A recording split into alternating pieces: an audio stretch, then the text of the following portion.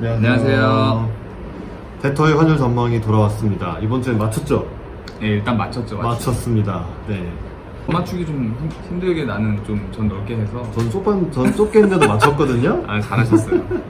네. 이번 주 8월 12일부터 8월 16일까지 저점은 1206.10, 고점은 1222.20, 종가는 1210.80, 1210.8원에 오늘 금요일자로 마감이 됐습니다. 제가 지난주에 1200원부터 1225원을 말씀드렸는데 정확했죠? 아주 잘하셨어요. 네. 그 소감을 말씀드리자면 사실 이 계속 미중 무역 분쟁이 격화되면서 1222원으로 종가가 끝나는 날, 내일 뚫리겠구나 라고 생각을 했는데, 그날 밤에 미국에서 9월 1일부터 추가 관세 부과하기로 했던 거를 일부 품목을 12월 15일로 유예한다는 그런 발표를 했고요. 환율이 그 다음날 곤두박질 쳐서 1206원에서 개장을 했습니다. 아주 아름다운 결과였죠. 네, 이제 여전히 트럼프와 중국 간의 어떤 그런 이벤트로 변동성이 좀 커진 거를 좀 경험한 역시 한 주였고. 네.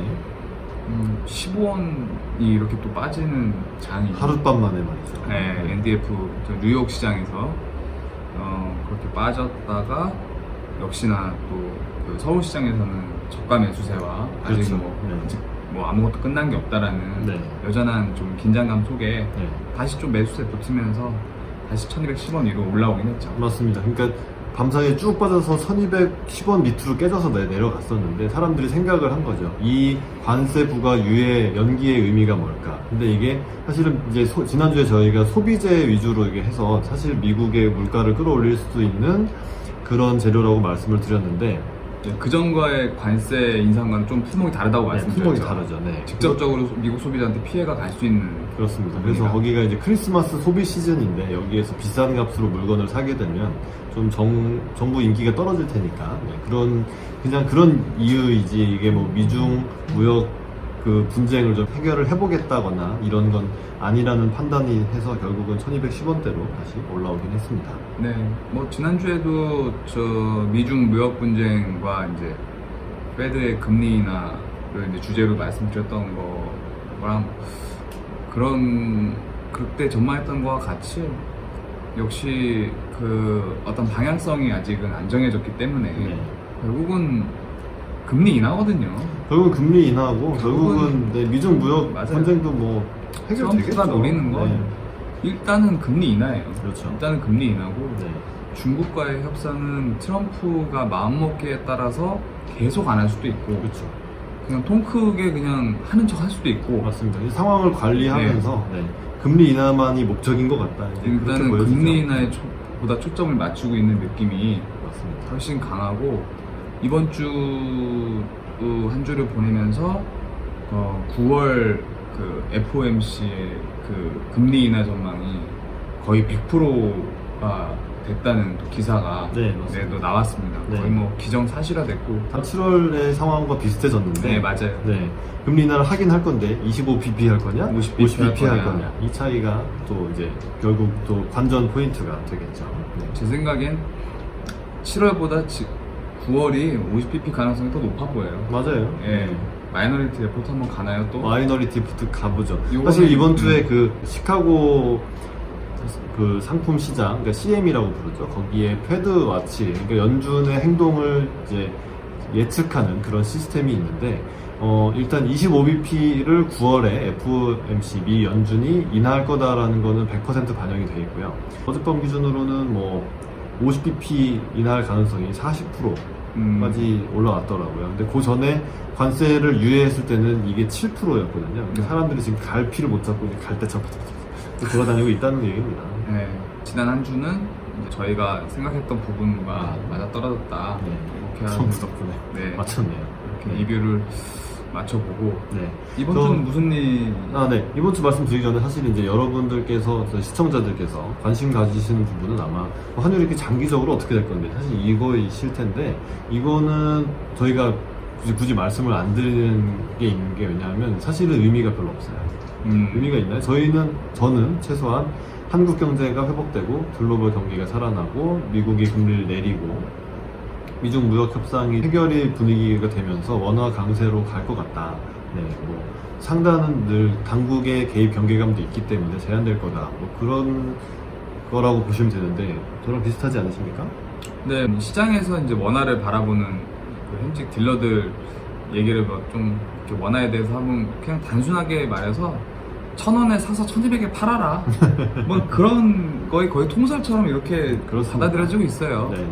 크게는 고한 200원 레인지, 여기는 장기 레인지가 꽤 지켜지고 있고, 물론 뭐 1,200원에서 좀 더 위로 가고, 완전히 그렇죠. 예, 뭐 그런 경우는 있었지만, 크게 봤을 때 장기 환율 자체가 1,000원과 1,200원이라는 빅피겨 사이에서 움직이는 거는 맞습니다. 거의 뭐 별일이 없으면 이제 거의 그 수준이고. 그래서 한국 외환 당국에서도 1,000원에 가까이 오면은 이제 좀 사는 듯한 느낌을, 달러를 사서 환율이 너무 빠지는 걸 방어하는 듯한 느낌이 들고, 너무 오르면 또 이제 사람들이 원화가 약세가 너무 심해졌구나, 그렇기 때문에 또 달러를 매도를 해서 네, 환율을 또 위에서 많이 못 올라가게 막는 그런 느낌이 좀 있습니다. 이제 뭐 저희 금융당국과 이제 잘하고 있죠. 외환당국에서 가장 원하는 거는 변동성이 없이 안정적으로 그렇죠. 유지되는 환율의 환율이에요. 안정적인 관리, 유지. 환율의 레벨을 타겟으로 해가지고 움직이진 않습니다. 맞습니다. 저희는 그런 제도는 아니고요. 항상 좀 안정적인, 네. 오르든 내리든 좀 속도가 스무스하게 가는 거를 항상 추구하기 때문에, 네. 정책 기조가 그렇기 때문에 쓸데없이 공포를 조장해서 2,000원, 3,000원 간다, 이런 거는 그런- 터무니없는 네, 얘기고, 터무니없습니다. 예. 그렇다고 뭐 당장 뭐 한국 경제 좋아지면 세 자리 간다, 뭐 이것도 그것도 어려운 일이라 저희가 이렇게 매주 전망하는 그런 부분이 좀 더 의미가 있는 그렇습니다. 네. 이야기가 그때 된다. 뉴스를 평가하고 어떤 네. 소식이 있으면 그게 다음 주 단기적인 환율에 어떻게 영향을 미칠지에 대해서 계속해서 말씀을 드리도록 하겠습니다. 네. 오늘의 주제는 지금 이제 미국의 국채 금리 역전 현상, 그러니까 장기 금리보다 단기 금리가 높아지는 그런 현상이 우려되고 있어서 또 금융시장이 발작을 하고 있는데, 이거에 대해서 좀 말씀을 드려볼까 합니다. 먼저 제가 설명을 좀 드려볼까요? 네네. 네. 일단 기본적으로 국채, 그러니까 국채를 산다는 거, 그러니까 채권을 산다는 거는 내 돈을 주고 이자를 먹기 위해서 돈을 투자를 한다는 얘기죠. 근데 기본적으로 단기 채권을 사면 금리가 낮습니다. 내가 돈을 오래 빌려주면 내 돈이 오래 묶이는 거고, 그만큼 이제 상대방이 뭐 부도를 나거나 뭐 돈을 안 갚거나 이럴 리스크가 커지기 때문에 그거에 대한 보상으로 단기 채권에 대해서는 더 금리를 많이 받을 수 있게 되는 거죠. 그 돈을 투자한 투자자 입장에서는요. 네. 그런데 지금 이제 시장에서 미국 국채를 평가할 때는 단기 금리는 어쨌든 연준의 기준금리, 지금 2.0에서 2.25 맞죠? 네. 여기를 크게 벗어나기 어렵습니다. 왜냐하면 내가 이 돈을 연준에 빌려줘도 그 돈이 나오기 때문에 초단기로 빌려주면 뭐 그 정도가 나와야 되는 거고, 근데 그 다음에 대해서는 사실 안전자산인 채권을 좀 많이 사겠다, 이런 사람들의, 이런 투자자들이 많이 있었기 때문에 채권값이 올라갔고, 채권값이 올라갔다는 얘기는 채권금리가 내려왔다는 얘기죠. 그런데 이게 단기적으로 지금 좀 경기가 안 좋기 때문에 사람들이 또 장기채를 오히려 선호하는, 그러니까 당장은 어렵겠지만 길게 봐서 이건 망하진 않을 거다, 이렇게 봐서 장기채를 좀 더 많이 샀기 때문에 장기 채권의 가격이 더 많이 올라서 장기 금리가 빠졌고, 심지어는 2년물과 10년물의 금리가 역전이 되는 그런 경우가 시장에서 발생을 하면 거의 대부분 경기 침체가 왔었다. 이런 것 때문에 지금 최근에 이게 뭐 한 0.2% 정도, 0.2% 정도, 20bp 정도는 이제 10년물 금리가 높았는데, 이게 쭉 내려가면서 이제 거의 5bp, 최근엔 장중에 좀 역전이 되기도 했죠. 이런 것들 때문에 경기 침체가 올 거다. 이런 상황입니다. 네, 뭐 보통은 이제 장단기 금리 스프레드를 이야기할 때 가장 많이 이야기하는 게 2년물 국채 금리와 10년물 국채 금리를 얘기하는데, 2년물 국채 금리는 이제 형이 얘기했지만 단기적인 금리 향방에 영향을 많이 받죠. 연준의 통화 정책에 영향을 가장 많이 받는 게 이제 2년짜리 이제 금리라고 이제 보통 많이들 얘기하고, 10년 그 이상 되는 장기 국채 금리 같은 경우에는 그 롱텀, 그러니까 긴 오랜 기간 동안의 경기 전망, 그리고 그렇죠. 물가 전망, 이런 거에 영향을 많이 받습니다. 경제 성장률, 물가 전망. 네. 그러니까 뭐 향후 지금은 경기가 안 좋아도 향후 경기가 좋아지면서 인플레이션이 꾸준히 오를 거다라고 전망을 하면은 10년물 국채금리가 같이 올라가요. 그런 전망에 맞춰서. 그렇지만 2년물 국채금리는 그런 것보다는 그 연준의 연준의 통화 정책 이런 거에 영향을 받기 때문에 그 약간 움직이게 하는 이제 그 동기가 좀 다르죠. 그렇죠. 네. 요인 팩터가 다르다고 네. 할 수가 있겠습니다. 지금 자꾸 이제 경기 침체, 장단기 금리 역전을 경기 침체 뭐 아래 공포라고 얘기하는 게 결국은 단기채 금리의 움직임보다는 장기채 금리 움직임에 좀 집중을 하기 때문에 그런 거거든요. 결국 이게 글로벌 경기 침체 이거를 반영을 하느냐, 가장 반영을 잘 할 수 있는 부분이 10년물 국채금리, 이게 안전자산의 거의 대표격이기 때문에 맞습니다. 안전자산 매수를 많이 하는 상황에서는 국채금리가 떨어지면서 그 단기 금리보다 밑에 나가면서 이게 상황이 점점 심각해지고 있구나라는 어떤 공포심을 유발할 수 있는 그런 요인이란 뜻이에요. 맞습니다. 네.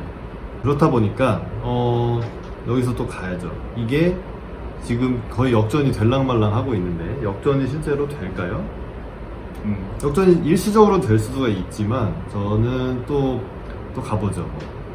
그래도 경기 침체는 오지 않을 거라고 과감하게 또 단기간 안에. 네, 그렇죠. 영원히 그러니까, 오진. 그러니까 영원히. 언제 오긴 유토피아를 오겠지만 꿈꾸고 있지만. 일단 단기적으로는. 그러니까 지금 미국의 국채 수익률 역전 현상이 나타나고 보통은 16개월 후에 경기 침체가 실제로 일어났다라고 그런 기사들이 많이 있는데 저는 안 올 것 같습니다. 왜냐하면 9월에 연준이 금리를 50bp 인하할 것이기 때문이죠.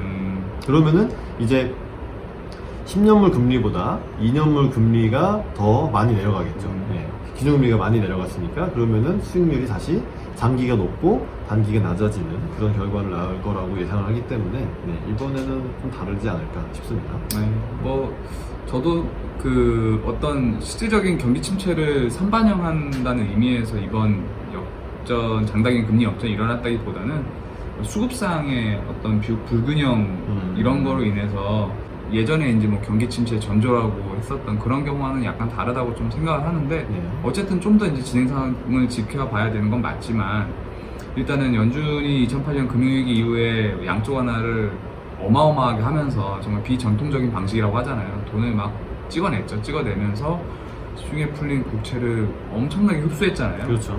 그러면서 장기채를 많이 이제 가져갔단 말이에요. 네, 맞습니다. 그러니까 한 2조 달러 이상을 이렇게 매입을 하면서 이 금리가 오르기가 힘든 거예요. 그렇죠. 채권을 계속 매수하고 누가 계속 사고 있으니까 오퍼레이션 채권이 트위스트를 비싸죠. 하면서 계속 롤오버를 했잖아요. 네네. 그러니까 이제 금리가 만성 저금리가 됐던 거죠. 2008년 그렇죠. 이후로. 네. 또 그런 어떤 그 미국채에 대한 어마어마한 수요의 영향 그런 것도 있고 이번에 이제 2016년부터 시작된 금리 상승기에서는 연준이 대차 대조표를 축소하는 과정에서 이제 만기가 돌아오는 거에 재투자를 안 한 거잖아요. 재투자 그렇죠. 안 한 거니까 그렇게 저런 차환을 안 했던 그런 국채들이 10년짜리 국채보다는 만기가 빠른 단기 국채 위주로 이제 재투자가 안 일어나서 어떤 이런 수요의 불균형 때문에 이런 영향이 좀 있지 않나.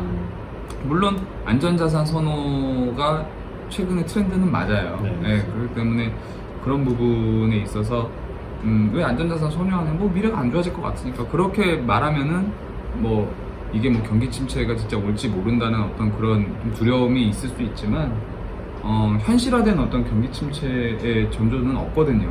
그리고 뭐 추가로 약간 덧붙이자면 이제 신용 스프레드라고 해가지고 국채와 회사채 간의 어떤 그 수익률 차이 격차가 이게 많이 벌어지면 회사채에 대한 수요는 점점 없어진다는 얘기고 국채에 대한 수요가 강해진다. 이거는 무슨 얘기냐면 신용 위험이 발생하기 위해 이런 게 진짜 위험한 거거든요. 네, 무슨 얘기냐면 국채는 거의 위험이 거의 없는 국가에서의 안전자산이니까 무위험 이자율이라고 보면 똑같은 2년물 국채가 있고 회사채가 있을 때 일단 요 2년물 국채 금리가 기준이 되고 베이스가 되고 그거에서 이 회사가 얼마나 망할 것이냐를 평가하는 게 신용 스프레드라는 거죠. 그리고 높아지는 거는 이 회사채에 투자하고자 하는 사람이 없고 굉장히 위험을 꺼린다. 그렇죠. 프리미엄을 많이 요구한다. 그렇죠. 그러니까 회사에서도 비싸게 금리를 빌릴 수밖에 없는 그러니까 거고. 자금 조달이 어려워지고 결국 그러다 보면 이제 신용 경색이 일어나면서 그렇죠. 금융위기가 오는. 그런데 아직은 그런 전조 증상은 없는 걸로 보여요. 네, 아직 수용 스프레드가 낮게 유지가 네네, 되고 좋게 유지가 되고 있다. 네. 뭐 그런 의미에서는 저 역시 이거를 경기 침체의 전조 증상이라고 섣불리 말할 단계는 아니다. 네. 그렇게 저는 판단합니다. 그냥 파월이 잘못한 거예요 이번에. 금리를 50bp 내렸어야지. 그러니까 7월에 제대로 그러니까 했어야지. 지금 실탄만 두두두두 하는데 뿅뿅 이렇게 물총 몇 번 쏘고 그러니까. 그냥 실탄이 날아간 거예요. 아니 지금. 25bp, 50bp 내릴 자신이 없으면 25bp 내리고 비둘기 또 날려야지. 비둘기 날렸어요. 갑자기 이상한 얘기를 하니까 시장이 혼란스럽잖아요. 트럼프한테 욕을 먹어서 싸다고 봅니다 진짜. 싸다고. 아무튼 좀 그때 좀 의아했어요 사실. 네. 아, 정말 그게 이 관료의 어떤 어. 그 보신주의. 꼰대. 예. 지금 저희는 팟꼰대라고 팟꼰대. 하는데. 팟꼰이 또 그랬어. 아 정말 네. 아무 효과가 없잖아요. 7월에 금리 인하는 그래서 게. 9월에 50bp 날리면 욕만 먹고 뭐 하는 거예요 그렇지. 지금. 네. 항상 시장에 좀 선제적으로 대응해주길 바라는데. 그렇습니다. 뭐 장단기 금리 역전은 저희의 이번 주를 이제 겪으면서 지켜본 바로는 이런 어떤 공통의 뷰가 또 유지가 되고 있다. 맞습니다. 그런 말씀 드리고.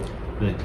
뭐 어쨌든 이제 2008년 금융위기를 겪으면서 이제 정말 이 하나가 망하면 줄줄줄 다 망하게 된 그 도미노 현상을 끊기 위해서 정말 국제적으로 세계적으로 다들 공조해서 노력을 했기 때문에 뭐 어느 쪽이 하나가 무너지더라도 네, 금융위기가 뭐 쉽게 오지는 않을 것 같고 네. 그리고 이제 어쨌든 그 통화 완화 정책을 계속 쓰면서 네, 경기를 부양할 수 있는 면이 아직은 미국 입장에서 특히나 있기 때문에 네, 뭐 단기 금리가 다시 내려가면서 정상화되기를 기대해 보겠습니다. 네. 네, 다음 주 전망 저는 좀 똑같은데 1200원 저점에부터 1225원 고점으로 해서 다시 1210원대에서 움직이는 그런 장세를 전망해 보겠습니다. 이유는 이제 결국은 제일 큰 테마는 장기 단기 국채 수익률 그것도 이제 어쨌든 세계의 뭐 지정학적 위기라든지 미중 무역 분쟁이라든지 이런 것에 영향을 받는데 미중 무역 분쟁이 지금 당장 뭐 그렇게 뭐 해결될 것 같은 기미는 보이지 않고 특히 약간 중국이 화가 났어요. 트럼프한테 질 것 같긴 하지만 현재로서는 중국이 뭐 저자세로 나올 가능성은 낮고 특히나 지금 홍콩시가 사실은 그게 홍콩시가 이제 블랙스완 그러니까 이제 좀 다들 아무 일 없을 거야 했는데 갑자기 검은 백조가 실제로 있었고 그것이 이제 금융위기를 상징하는 그런 동물처럼 되어 있는데 홍콩 때문에 중국이 좀 골머리를 앓고 약간 미국이랑 그런 곳에서 마찰을 일으킨다면 장단기 국채 수익률의 역전 현상이 당분간 또 약간 그런 우려가 지속이 될 수도 있기 때문에 이번 주에는 지금 1210원에서 마무리가 됐지만 조금 더 오를 수 있지 않을까. 하지만 늘 다시 고점에선 그 1220원대에 오르면은 외환 당국의 또 뭐 원화 약세를 방어하려는 그런 움직임이 있을 수 있기 때문에 네, 이번 주랑 비슷한 그런 장세를 유지할 거라고 예상을 해보겠습니다. 어떻게 보십니까? 좀 어려웠긴 한데 뭔 일이 있을지 모르잖아요. 그치, 모르겠어. 그리고 1200원은 하단으로 하고요. 똑같네요. 예, 1225원 똑같네. 똑같잖아. 네, 이게 뭐 어쩔 수 없어요. 어쩔 수 이게 없어요. 네. 일단 장이 좀 9월이 돼봐야 알 것 같아요. 네, 이유로는 뭐 거의 대동소이한데 트럼프와 시진핑의 어떤 그 기류, 무역 분쟁을 대하는 기류의 변동성을 좀 키울 것 같고 무엇보다 이제 연준 인사들이 슬슬 이제 금리 인하 얘기를 좀 하고 있어서 네. 이런 부분은 시장을 안정화시키면서 환율 하락을 좀 이끌 수 있는 요인이긴 한데 맞습니다. 9월에 예정된 네, 미중 무역 협상. 실무 협상이 개최는 하기로 했지만 아직 이게 또 언제 취소될지 모르는 좀 그런 불안감이 좀 있어요. 갑자기 얘네 전화 갑자기 막 하고 막 네. 안 만난다 그랬다가 그리고 오늘 또 트럼프 대통령이 무역 분쟁 오래 끌 생각 없다. 네. 이런 멘트. 그리고 어제는 중국 외교부에서 중간에서 만나길 원한다. 네. 뭐 이런 또 다양한 멘트를 쏟아내고 있어서 트럼프 오늘 근데 관세가 우리를 부유하게 할 것이다. 중국이 지금 돈을 내고 있다. 뭐 이런 얘기도 해서 그건 관세 좋다는 얘기잖아요. 그러니까 네. 뭐 종잡을 수 정말 없어요. 종잡을 수가 종잡을 없어요. 수 없고 언제 뭐 이게 파토나도 좀 현재로서는 이상할 게 없기 때문에 네. 그렇지만 여전히 1220원대에서의 어떤 상단 레벨 부담에 대한 경계감은 좀 살아 있어서 그 정도 1200원 하단에 1220원 이게 뭐 가장 좀 합리적인 예상이 아닌가 맞습니다. 예, 네. 그렇게 생각을 합니다. 네.